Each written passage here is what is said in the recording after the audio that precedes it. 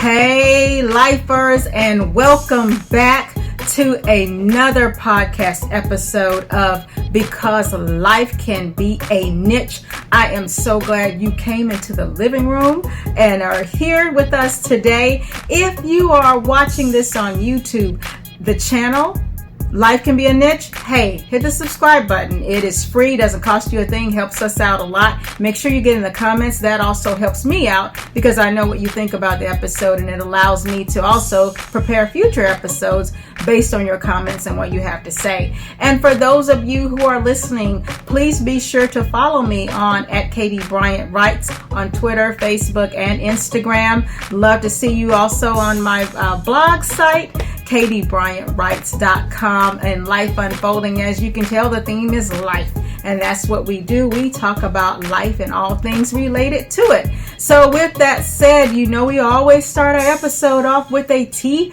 of the episode, and our tea smells yummy, yummy, yummy. If you could smell this, I would just, oh my goodness, I'd love for you to. But the tea is almond biscotti. That is almond biscotti is my tea. I've had this for quite a while. Of course, I keep the canisters, that keeps it fresh, but it's one of my favorites. And even though it's summertime and it is very warm out, I still like a little warm, like nutty flavor of the almond biscotti. It is so good. It's so flavorful. And I've always shared with you that I sweeten my tea with German rock sugar or amber rock sugar. So this is what it looks like. And you can order this off of Amazon and just order a pound or whatever. It's not that expensive, but to me it gives loose leaf teas a flavor that is like no other. So just wanted to share that with you and before we hop into our episode and talk about what's going on in the world, in life today, what the niche is for today. Well, let me tell you, I am a little nervous, I must admit, because my cousin, I'm gonna call her out, my cousin Nina, who is really my sister, and she is so supportive and thoughtful and honest, which is what I need. And she was watching like some pictures I posted, for my birthday last weekend, and she said, she didn't say anything actually. She sent me some videos of natural hair because she knows I've been, rocking the natural for years.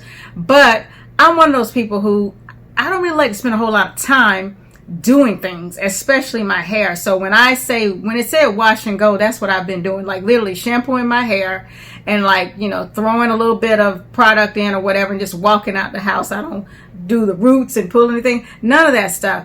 So anyway, she sent me videos on how to do a wash and go. I knew then she's thinking, okay, your hair looks wild, you look crazy, which I think is crazy. It's good. That's life. That's who I am. And I was like, okay, all right, let me give this a shot. So y'all, I think I gave myself a Jerry curl. I really do, because I went on YouTube and I watched these like 2 or 3 videos, and everybody was doing the same thing and doing the roots and making sure your hair is moisturized. That's the whole word of the day, was moisture. And so I did it, and I even sat under the dryer, but like I feel like I have activated, like there's activator in my hair, like I have brought back the Jerry curl of 1984, and it's now in my head. I mean, yeah, my hair is soft like they said it would be, but I'm sure I must have done, it's a user error. I must have done something wrong, because I'm afraid that if you're watching the YouTube channel, before this video ends, you're going to see my neck just get shiny and glistening, and it's going to look like I have sprayed curl activator all over my head, because I really do think I've given myself a Jerry curl. But let's just pray that we make it to the end and we don't have any malfunctions of the head going on here. And I even wore my dangling earrings to distract you, if you're watching this, from the fact that there may be shiny, glistening oils, berry juices, whatever I got going on in this head today. I'm just warning you now. I'm just letting you know. But anyway, enough of that. Enough of me being silly. Let's get into the discussion today. And I guess I should set this up by telling you what I did earlier this week. So earlier this week, I posted on Instagram, and I think even in my Facebook story, like, ask me anything. and I'll answer it on the next podcast. And so I just put it out there. I didn't know if people even care or want to know anything. I mean, it's not like, who are you? Who wants to know? But anyway, I threw it out there just to have some discussion and some talk. And someone actually referenced one of my posts from last week, because I talked about preparing with the end in mind and living with the end in mind, and preparing, your wills and your estate, and having your executors and your trustees already, chosen, and the conversation that you need to have with your family and friends in case of your death, so that you are already prepared. So the subject on the last podcast, please check it out if you didn't listen, is living with the end in mind. And I don't just talk about, wills and things like that. I also talk about life and preparing for your next, and setting yourself up for success. And it comes with, the end in mind when you're doing that. And if you live everyday life with the end in mind, what a difference it would make in how we do things. Well, anyway, enough about that.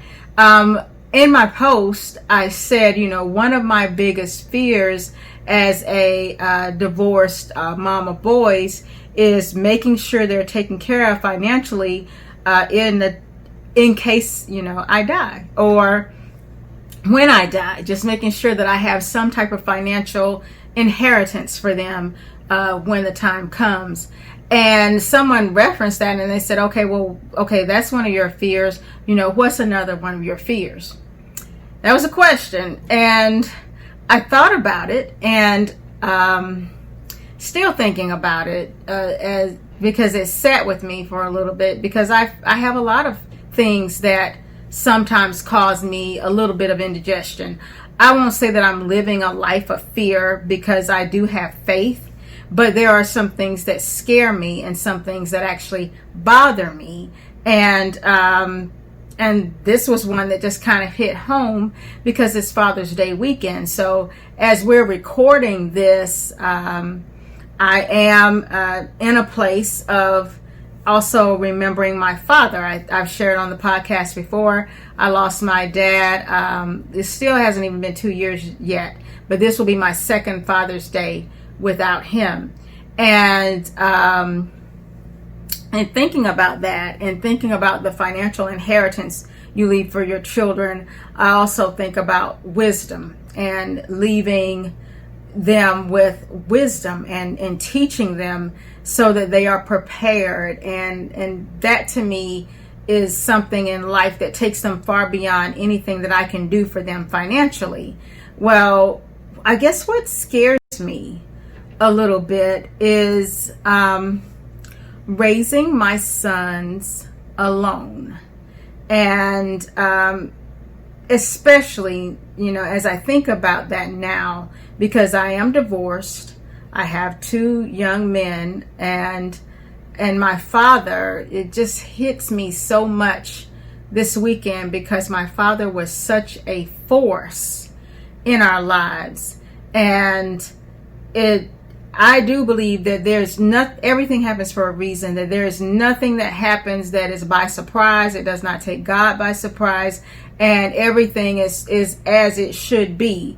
And when my father was diagnosed with cancer, now I would say it was maybe 6 years ago, as God would have it, the actual cancer treatment center that he went to is the same place that treated my mother when she was diagnosed, when she was 33 years old. So almost 40 years ago. And it's one of the best facilities in Atlanta for cancer treatment. And so, as God would have it, my father was here, and he pretty much lived with us. So the last 4 years of his life, even if they would go back home for a few weeks here or there, or in between chemo, he spent the majority of his time here in our home and with my boys. And the amount of time that they spent together was immeasurable, and it is something that I know they will have with them for the rest of their lives. But it's also something that I miss terribly, because they don't have that constant, steady force every day in the home. And I think that is important. And, you know, people say, you know, well, you have friends or whatever, but I'm an only child. So it's not like I have a brother or anything. So I can say, hey, go, you know, hang with uncle, you know, whomever. It's just me. And the friends who are guys who are actually friends of mine don't even live in the state. So people who I go to for advice or say, hey, man, what do you think about this? Or what do you think about that? They're not here to necessarily pour into them. As I'm sure if they lived here, it would be a different story. So it's a little bit of a different setup. And I, you know, jotted my notes down because I want to make sure that I explain as I answer the question, that I explain it, because I know that, you know, as moms, and especially those of us who are single for whatever reason, this is a subject that I'm sure hits home. It was something that before I actually got a divorce, it was something that I weighed heavily on, because it is, to me, such an important force to have that constant male figure, father figure, mentor in your life. And so, sure, you sign them up for sports and recreation, and you can put them in all kinds of camps. But, you know, that goes so far. It's not like they're going to teach them, you know, what God says for men. And even if you get that, you won't have that constant. I mean, you get a couple of hours a day, but it's not like you're going to have that all the time. You know, you really need someone who is teaching manhood. And that's something a woman, as much as we can do,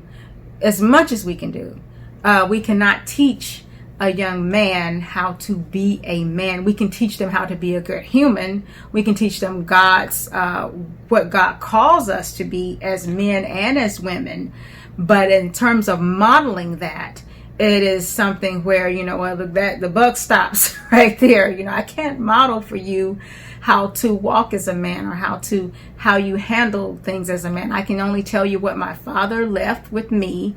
You can only get that from, you know, your dad, but it has to be constantly reinforced, especially now. And so, you know, it's not like it's not the same, you know, just to say you can have a surrogate person to come and talk about manhood. Then that doesn't happen. It's not a surrogate. It has to be something that's constant. And I will tell you also that I always worry about it, because there's a stigma, I think, to how children are perceived or judged based on the family dynamic or what's happening in their home. So I'll just confess, when I first divorced, and you know, no one really knew that we were divorced. We didn't necessarily go around announcing it or sharing it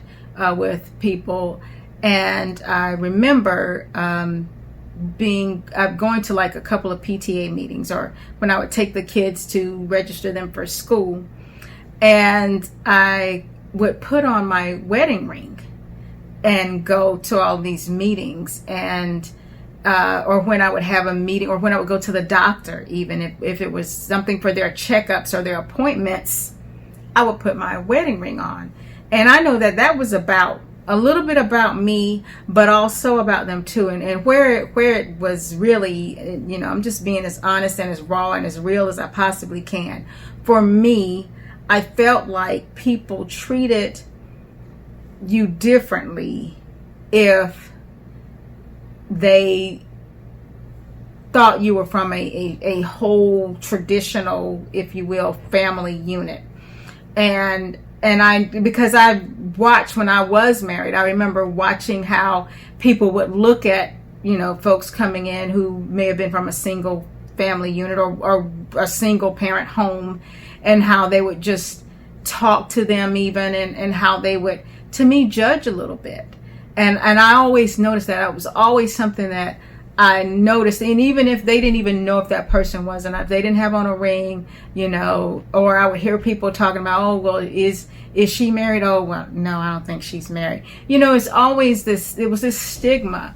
And that was a stigma that I walked away when I got divorced. That's something that I walked away with, was that same stigma. Like, I don't think I will receive the same treatment, or my kids will be treated the same if people say, oh, well, if they're from a broken home. Even the word broken just always rubbed me the wrong way. Even when I wasn't divorced, just hearing people say, well, it was broken. Like, no, it's officially and legally a separate situation. It's been separated legally, and the covenant has been broken with God, but it's not a broken home. The home is standing. The people are standing. They're healthy. They're alive. And so that was always something that was my issue. So I did that for a very long time. I would even say maybe a year or two. I walked around with that ring only when I would go to the doctor, or, like I said, to school meetings. And but I think for my children, I was concerned about how they would be treated, or how they would be received, or how, everybody's, at football practice or baseball practice and both parents are there, and my children only have one parent. And they even shared with me when the divorce first happened, how they felt uncomfortable because all of their friends had both parents, and they were not in that same situation. So a lot of layers to that, and that's something that I definitely am not afraid to talk about, but I want to share that with other people and professionals when we get into that subject, about some of the psychological things that come when the home is no longer a two-parent home, but a one-parent home with the other parent living someplace else. And just to, even to take it a step farther, I just remember conversations and just hearing how people discussed other people's business, because folks, people nosy and they get all in your business. And I just remember just listening to some conversations where, how people would dismiss or grade, your family situation based on what was happening. So, with someone, if they were a widow, I just remember folks saying, well, her husband died. Oh, that's too bad. So they get a pass. And then, divorced. She's divorced. Oh, okay. Well, at least they were married. I've heard people say that. And then, when someone's just single and made the choice not to get married and, not to have a partner in the home, then the narrative to me changed. And even now, there is a narrative around that, where in the Black Lives Matter discussion, and then, people trying to grasp at every straw they can, trying to justify right or wrong, or justify their side, or try to, place blame on certain things. The one thing that comes up is, they were, this was a good kid. He or she was from a two-parent home, as if, those who are not from a two-parent home, hey, there you go. Well, you need a father in the home. And I definitely agree. I do think that having a positive male force in the home consistently actually is great for that child. It's great for their development.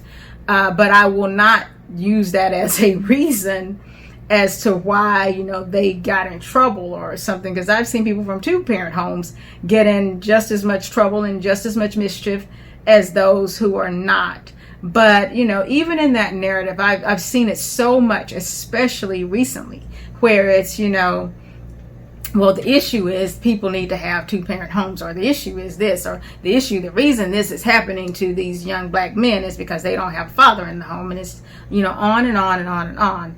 And that also leaves it leaves a gap there and a stigma there that, I think is up for a great debate for sure.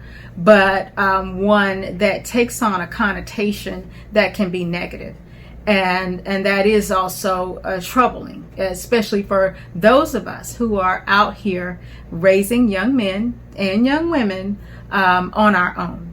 And so that is a little bit different. But I will say, because it is Father's Day weekend, shout out to and hands up to all of the fathers who may not be in the home anymore, may be divorced, may have never married, but are an active force in their children's lives. And there is a consistent, constant going to all the meetings, going to all the games, practices, they're in their lives, they're in their faces, at the house visiting or whatever, going on vacation, whatever it is, they are a constant force and a presence. And I do think that makes all the difference in the world, whether you're in the home or not, is to be active and to be available and to constantly remind that child that you are their father.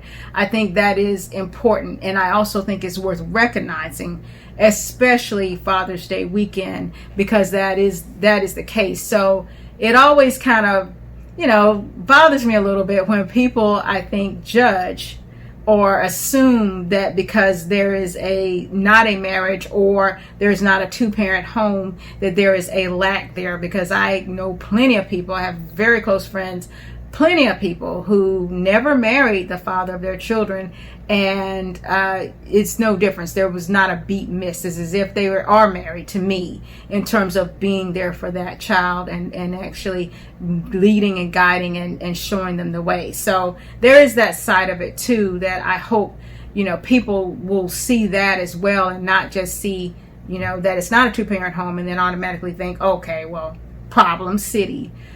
Because that's not the case at all sometimes, very often. But just even, when you're thinking about that, I think about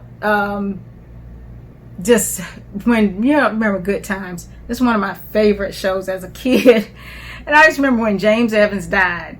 And everybody, I was like, oh, the show is over. Because James is dead, and then Florida is there with the kids, and they living, and they're trying to just make it out, keeping the head above water, making a way where they can, and I'm like, nah, James gone. And I remember just thinking how the family structure changed. It hurt me that James was gone. And, that to me is in real life too. I think life imitates art. The structure changes when there is not a presence in the house. I just remember thinking, Lord, what is going to happen? I didn't even want to watch the next episode after James's funeral, to be honest. I was like, I don't even know if it's even worth watching the show now that James is not here.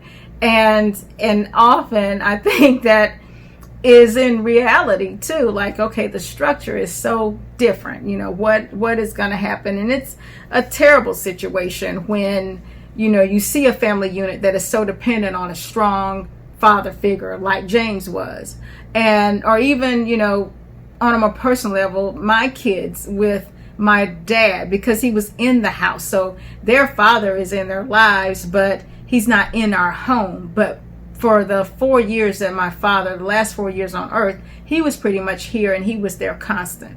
And I just recall this situation that happened where I realized, it hit me in the face, like, the children notice the difference between a man running things and a woman. And I will share this. I'll share this with you. There was a situation that happened in our family that left my children with hurt feelings, deeply hurt feelings.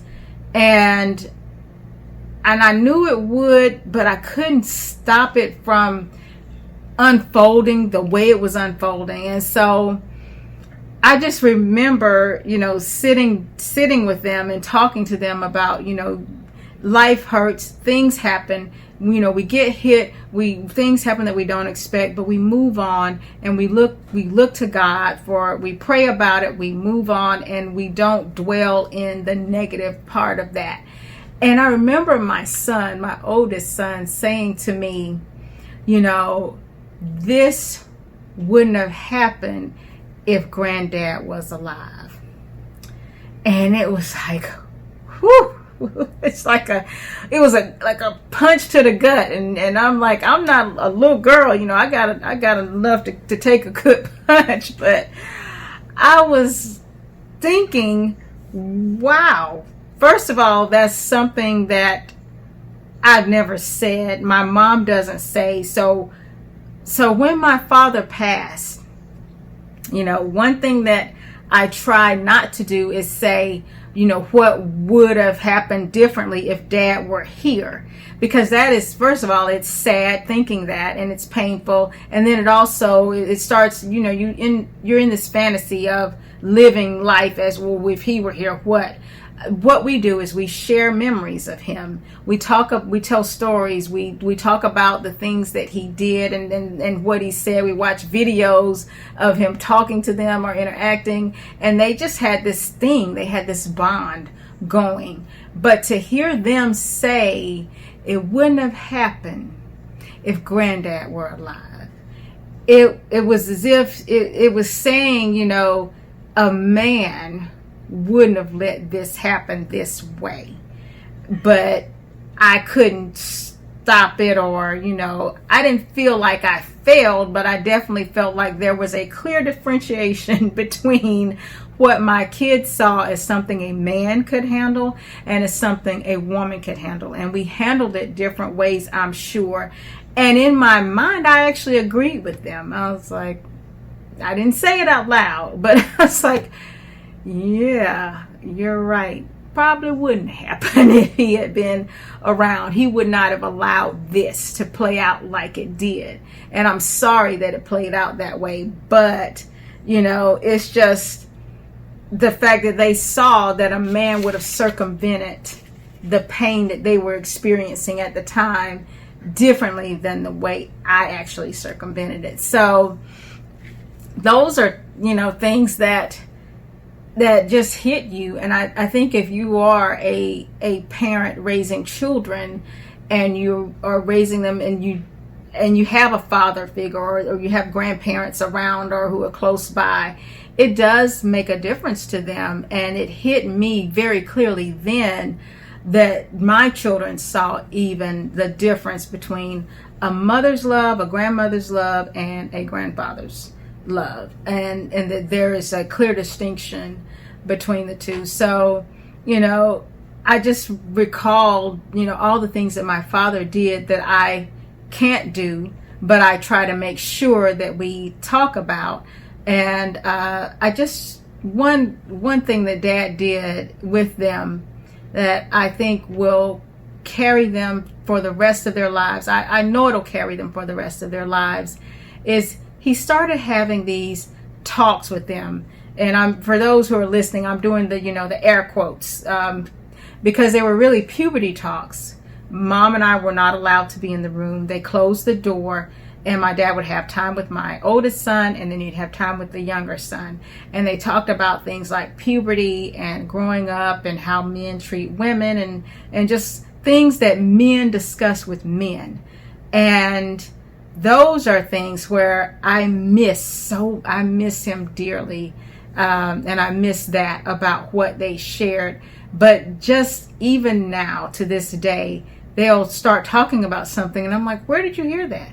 Oh, Granddad. Oh, Granddad told me that. Oh, well, when Granddad and I used to have our talks, or when I would go in with him in the mornings before I go to school, Granddad, told me this, or Granddad did that. And that is, to me, just absolutely one of the things I think about us being in a single parent home, is that's one of the things I think that I miss the most. I mean, you never think, I'm not going to have Dad here through the teenage years or the preteen years when you need that, and he's not. And so this weekend especially, that question hit like bam. I mean, just a question came on Thursday, and I went into the weekend like, man, it's Father's Day weekend.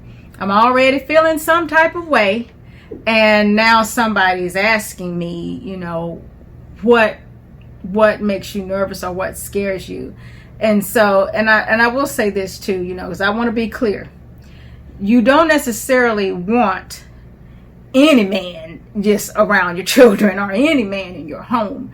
So I'm not saying that. I'm not saying that, like I said, some things happen with children who are from two-parent homes. It doesn't necessarily mean they have the right influence or the right force there either.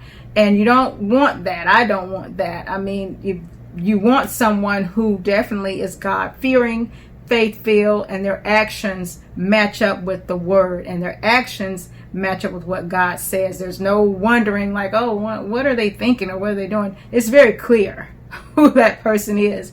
It's very clear that they are leading and following God, and that they are leading your children in that way as well. So I'm not saying you just want to just go out and just find some warm body and say, hey, mentor my kid, or hey, I'm going into this particular rec program because there are men there. You still want to evaluate the quality of the people and the value of the people who are in your children's lives, no matter what. Whether you're married in a two-parent home and you're signing them up for something recreational or not, that is still something that you want to evaluate. At least I do. That's something I think is important, is character and where they line up with, what I believe and what my faith says. So that being said, I just wouldn't throw them in anything or throw them in any group or put them out there, because you don't necessarily know what's out there either. So you have to be very, very careful and very discerning about who you allow in your family's lives and in your children's lives.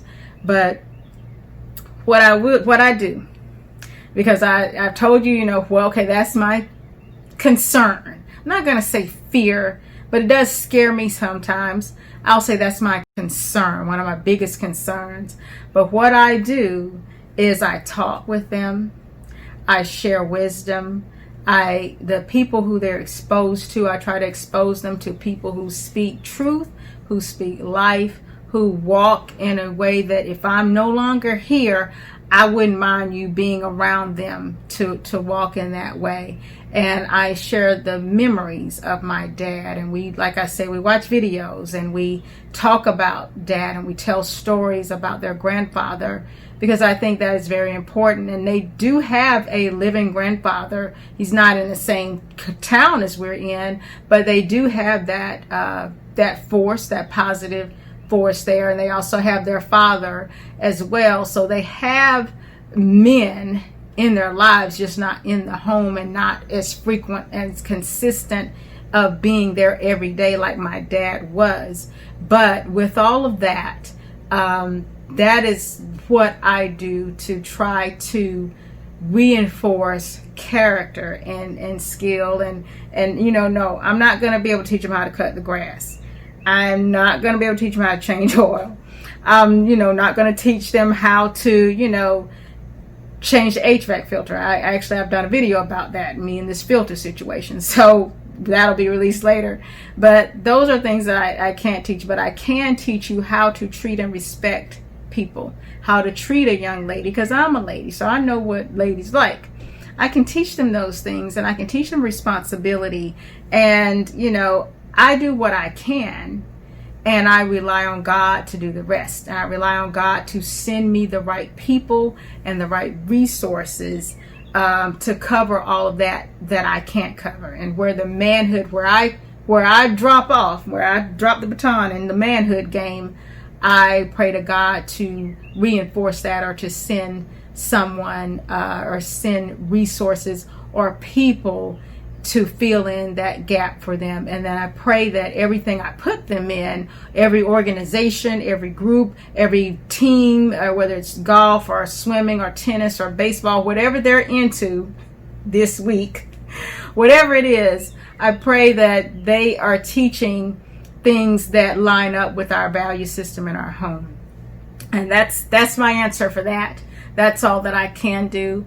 But no, a woman can't teach a young man how to be a man, but I can do my very best to expose them to how to be a good human and a good person, and rely on everything else and for God to fill in the blanks for all of that. So to answer your question, and thank you so much for submitting that question. I can do a whole series on things that concern me. I don't know if I want to say what scares me, but I guess so. We can even say scares. We can say that, because even if I start off in fear, I don't end up there, and I don't stay there. And I hope you don't either. So yeah, even if something does scare you or make you a little nervous, yeah, at first, absolutely. But after you get down and get down to the nitty gritty of who you are and the nitty gritty of what God has for you, then it is very easy to walk away from fear and just move that on up a little notch to concern. So things that concern me, and then move from there into a place of positivity where you can actually affect and do something meaningful, to take action and not sit in that place of, okay, what do I do next? Because we can all get in that place of what do you do next. So with that, good people, I don't know what's going on. I think I feel the little oil. I think I feel it. I think I feel my Jerry curl. It might be time to wrap it up, because I think my Jerry curl is starting to drip on this neck here. And I did it for my cousin, because she told me, hey, start watching videos and do something. Make your natural hair, just make it more natural looking, or alive, or whatever. I don't know what I was looking like. I guess I was looking, I don't know, who knows what I was looking like. But anyway, y'all just keep your eyes on these earrings. If you're watching the YouTube channel, don't look at what's going on with the activator that's coming out of my head. I'm gonna have to inbox that young lady and ask her exactly, when you put that little squirt in your hand, exactly how much, what you doing, what you got going on, how much are you actually putting in there? Because obviously I did the most. And my neck is feeling it as a result. But you guys, I just want to thank you all for the questions. First of all, I'll check again. I might have some more questions. I don't even know. I know that was a good one. That was a poignant one. It was right on time. Because in this era, and in what's going on in the world now, and so many things and so many narratives taking place, and people having opinions and talking, it is good to be honest and share from the gut what's really affecting you and your family, or what's affecting you as a parent, or as an aunt, or a godparent, or a mother, or a child, whatever. It is good to really sit in that and to explore what you believe, and then stand on it. I know that that's what I do. I explore it, pray about it, and I stand on it. And I stand on where I believe and what I believe to be true. And I do believe that for everything that's taken away, there's something that is brought in its place, something better, something more positive. God does not leave us to or forsake us. And even though I'm missing my daddy terribly this Father's Day weekend, I know in all of me that he is still with us in spirit, and he has left so much wisdom. That's better than any financial inheritance, is to be left with wisdom, because that's something that I can share and pass on, and it's something that my children will pass on. So he will be with us forever, and that is a beautiful thing. So folks, again, thank you for coming into the living room and for doing life with us. If you are first-time visitors and you're just joining us here, thank you for coming along. If you are a repeat offender, hey, thank you for doing life. That's what we're doing together, is life. Couldn't have done any of this without you. Want to thank you for your likes and your support. Remember, if you're watching on YouTube, the subscription button is free. All you do is take your finger, boop, click it. That's all. It's so easy. Please talk to me on Instagram, Facebook, and Twitter at Katie Bryant Writes. On my website, katiebryantwrites.com. Check out the blog. I've got a few Farmhouse Fridays out there talking about cooking, because that's what I love to do. In addition to tea, I love to cook. And remember, the tea of the episode is almond biscotti. It is so good. Get yourself some. And I just want to, again, thank you for riding with us. And I will see you when I see you.